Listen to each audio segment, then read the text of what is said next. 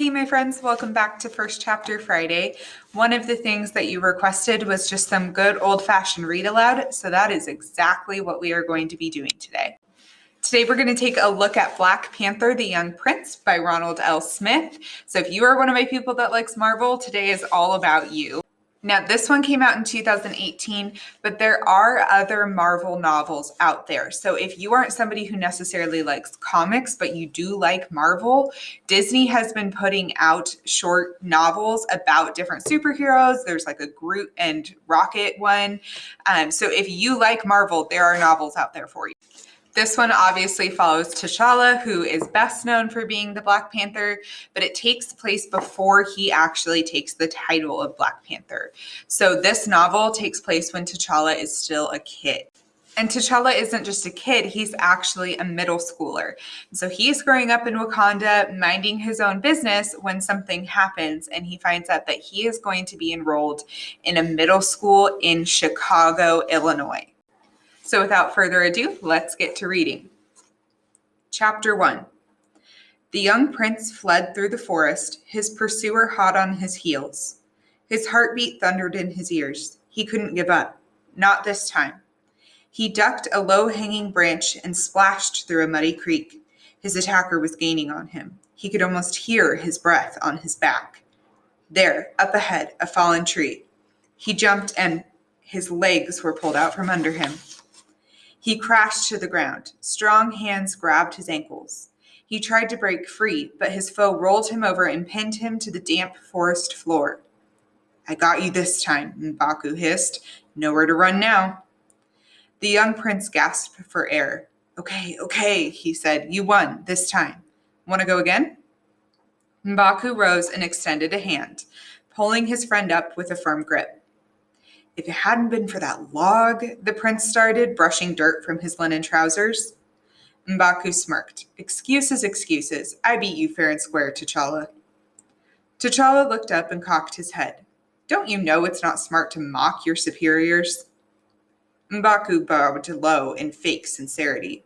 Oh, mighty prince, please forgive me for the error of my ways. I am but a lowly servant. T'Challa rolled his eyes.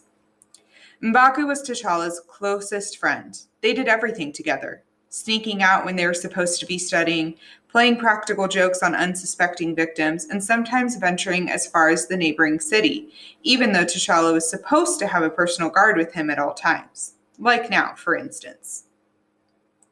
One thing he would never forget was the look on his father's face when he came home late once after being gone for hours.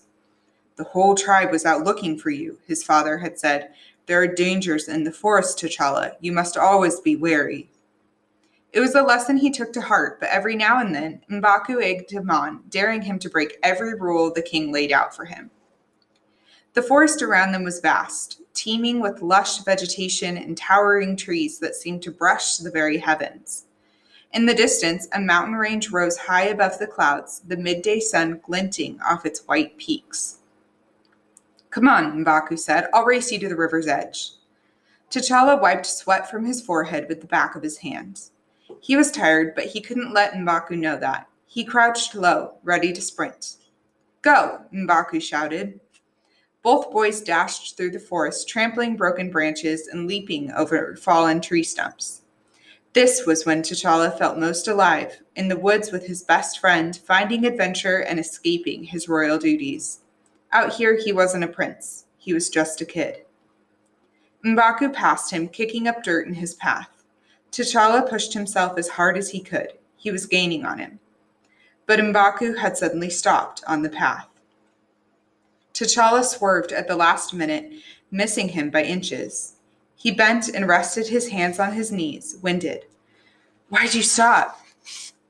M'Baku slowly raised his hand and pointed. Look. A few feet ahead of them, a man lay slumped against a tree. He wore a military uniform, but it was one T'Challa had never seen before. Is he dead? M'Baku whispered. T'Challa didn't answer, but took a few steps forward. The man had a bandage around his leg where his pants had been ripped. Blood soaked it red. Help, he croaked out. Please, help me. T'Challa took another wary step. He didn't know who the man was, but his father always said it was his duty to help those in trouble. A rustling in the branches made them both pause. M'Baku started, "What was that?" T'Challa didn't have time to answer, as 4 figures stepped through the trees. So that was just the very first chapter of the Black Panther novel. If you would like to find out what happens and why T'Challa ends up going to school in Chicago, let me know and I will get the book to you. But otherwise, have an amazing weekend and I will see you guys later. Bye.